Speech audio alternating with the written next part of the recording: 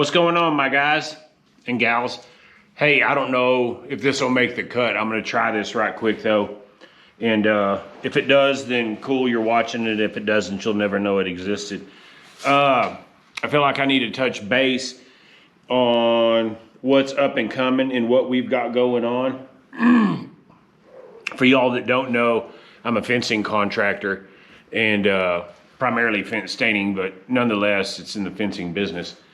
And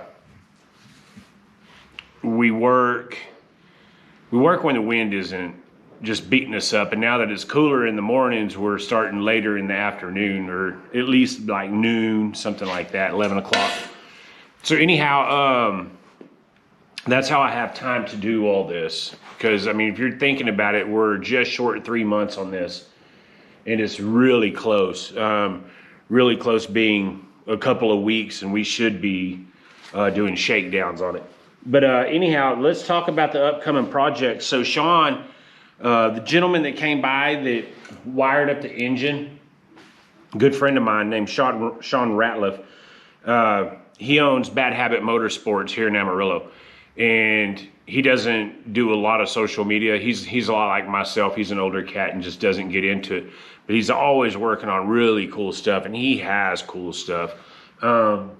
He's got a little supercharged, I think it's a two-door, a supercharged Tahoe, and a real cool little S10 that's got some suspension work done to it. Just real, he's good at what he does. He's made a business out of it, and if you were to model your business like to have a hot rod shop, he's nailed it. Real cool place. Tons of stuff to look at too. Real cool. And I always certainly appreciate him. He helps me out more than he knows. Sean Ratliff, super dude. I didn't mention his name in the last video, and it slipped by me, and then I was like, I don't know how to add that in. But anyway, so here's what we've got going on. He calls the other day. Let me make sure this don't go out.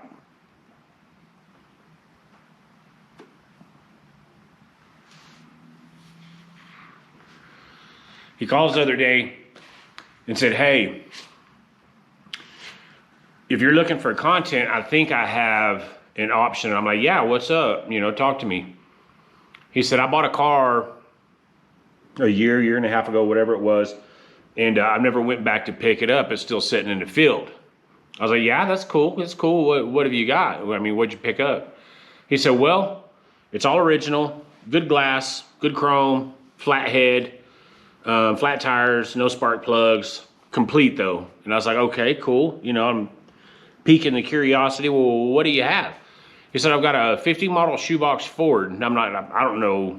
He knows a lot more about cars than I do. So I'm trying to picture it in my head. And I'm like, it's a rounding car. That's when, the 40s and 50s and everything. He's like, yeah. So we're going to do a revival on it. Now, he's got a shop that has everything that I've got, plus a bunch more. And we're talking about it. We think what we're going to do is just drag a trailer over there, do like a Will It Run revival type on the car, get it on the trailer, see if we can drive it on the trailer. It's got a flathead in it, to remind you. And we're going to get it to either his shop, my shop. It doesn't matter to me. We can go work on it at his shop.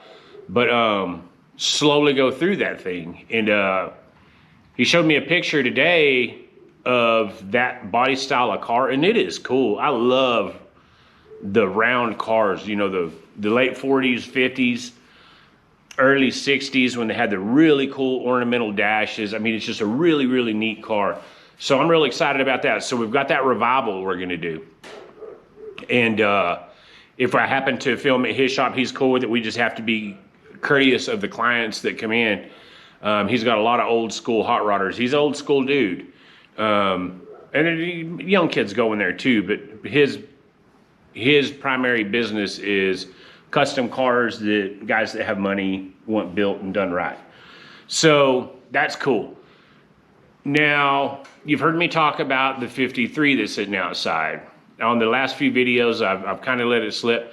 Let me tell you a little bit about that. So in the earlier videos, you noticed I had a sand buggy sitting back here. It's something I got on a trade for a motorcycle that I had built. And the dude didn't have quite enough to just swing it, so I got that in on a trade. Not a not a bad deal.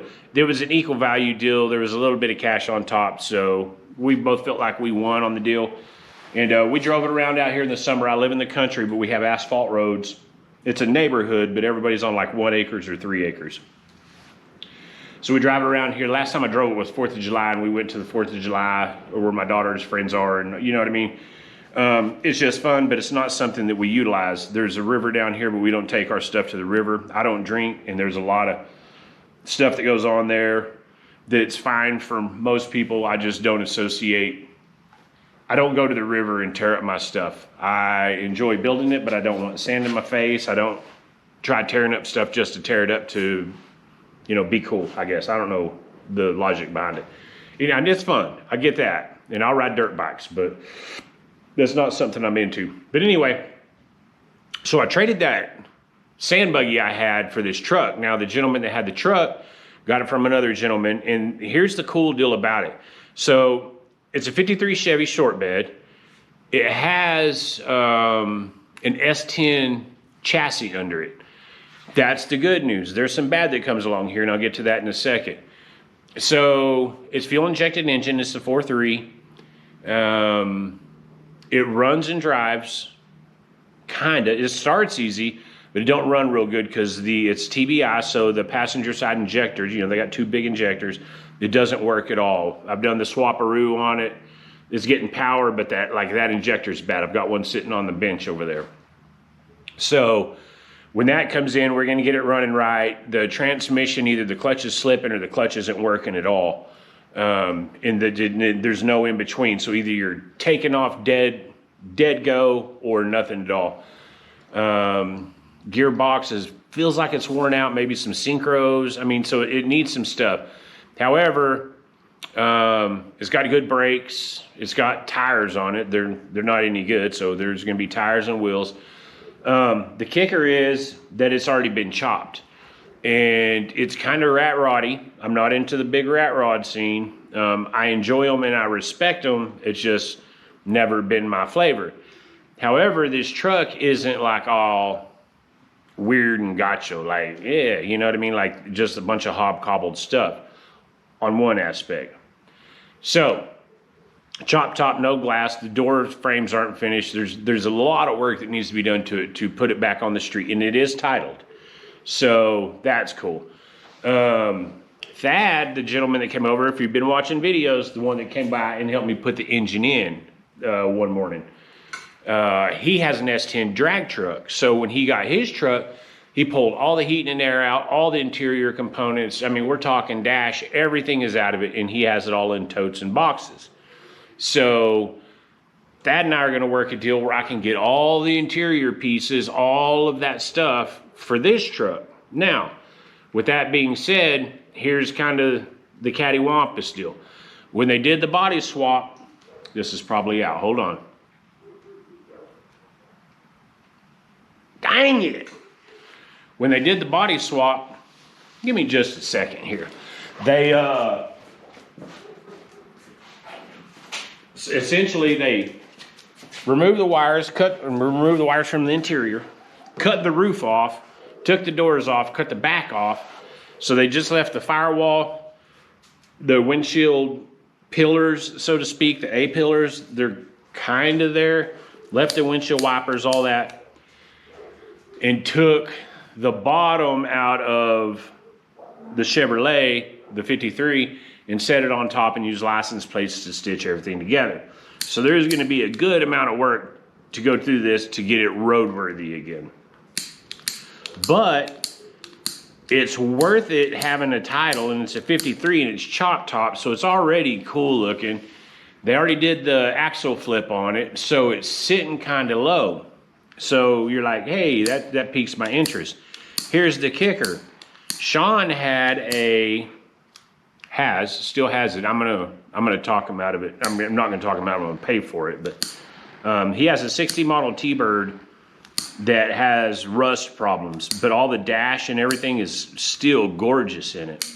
It's such a cool car. The 60 model is that 1 year tail light, and that thing is sweet. So anyway, I want the car for the 4.9 302 all the dash, all the console. Already got the seats. I bought the seats from them. They've been reupholstered. The seats from that are the low back buckets, the wide buckets with electric motors. So they're going to go in the 53. So it's going to look cool. Now, having an S10 dash in that's blue. This is red. We're going to have to figure all that out as we go. But I want dash lights to work, running lights to work, everything to work. Just like this. Now, the gentleman said that he never put a headlight in it, but all the wiring is ran. It's ran from like the S10. So it is hobcobbled, but it's not too far out of whack. I mean, in theory, I understand why they did it, and it's an easy way to do it, and that's how a lot of people do it. I'd rather had the dash out of the 53, put it in there, then hook up the AC and all that stuff and find out, figure out how to do that. But with that having all the extra pieces, we're just going to keep it an S10 dash. We're going to keep all the things S10, put some glass in it, find some doors to get the tops, go ahead and finish putting the glass and the doors together, that sort of thing. Now, here's where it gets interesting. I bought that. 2 days later, a buddy of mine called and said, hey, so he had a T-bucket, but on an S10 chassis. He said, hey, so I know you're building that truck and you're getting into air ride and this and that. Would you be interested in the air ride off of my S10? And it ping, well, heck yeah. Yeah, certainly would. What are you thinking? And he's like, well, I don't like the way it looks when it's raised up, and when it sits too low, it's too low. I'm not into it. I'd rather put coilovers on. I said, okay, cool. Give me a number and see if I can swing it, and if so, then I'll come by your shop in the morning. He said, I'll tell you what, I'm pulling it out. Give me a call in the morning. I'll think about it, and we'll go from there. So I called him the next morning. The number was incredibly cheap. It works. I know it works. So I get there, and it's all sitting there. So I went ahead and bought it, loaded it up, and it's in there. So now we've got an airbag set up for the 53. We have new seats, buckets, badass buckets. And all the dash pieces to convert to put heat and air back into it, because they didn't put the heat and air in it. The AC compressor is gone, the condenser, the dryer, all the air conditioning components are gone.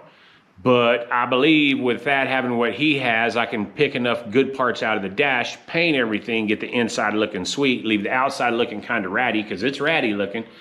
The exhaust, it'll crack you up when you see it. It's funny. It's like half rat rod, half just cool as shit. So anyhow, that's our upcoming deals. So if I decide to keep this, if I rewatch this and it looks like it's going to be pretty good, I'm going to go ahead and put that out. I'm calling it backwash. I don't really necessarily have a name for it, but I thought that was kind of cool because literally it's like the shit you find in the bottom of a bottle. It's good to somebody, but not for everybody. So, oh, she's back. This is a good cigar. A Flores, let's see, a Grand Reserve, 1975, the year I was born. These are good. These are cheap too. These are like $4 or $5 a piece. And I've been smoking on it, half of it yesterday and the other half today. I have a Herfador that I put them in so they don't get all stale because we live in Texas and it's dry here. We don't live in the swampy part. We live in the desert part. So anyhow, I just want to touch base with you guys, man. I appreciate all you guys' support, man. There's new subscribers every day, man. It's getting pretty cool. Whiskey Den's coming right along, man. There's a lot of hype about this, man. I go to places and they're like, yeah, someone was telling me, man, you got a channel and this and that. And you know what I mean? They said that truck is cool. So I'm real excited about getting out and driving it. That's going to be where it generates the most interest, which is going to be cool because this is something I've built numerous cars, but I've never done some patina bag truck, and this one is nailing it. I love the look. The fit and finish is going to be fantastic. Timmy Stitches is working on the interior. I stopped by there yesterday, and it's looking great, man. I mean, like, it's going to be so dope. Tomorrow I got to get on the seat and get the seat frame, take him the seat back, and start working on that seat frame. So a lot going on. But anyhow, if you're still hanging out and listening to me ramble, man, I sure appreciate you guys. Y'all keep hanging out, man. It's going to get a little faster paced, a little better. We got that revival, and then we got the 53 to do. My daughter's golf cart, she keeps hounding me about that, so I'm going to put it in here, and I'm going to 4-link it. It's going to be big, though. It's going to be something they can take off-road. Last night was Halloween and everybody had their carts but me, and you know, I just got rid of the buggy a month or so ago, so, well, we wouldn't want to take that in the neighborhood anyway because it's way too loud. Cool, but loud. So anyhow, I'm going to go ahead and cut it short, guys. I'm going to finish this cigar and go ahead and get in there with my family. But like I said, man, I appreciate you guys. Y'all are the ones making it happen. I'm just a vessel. So until next time, man, peace and cheers.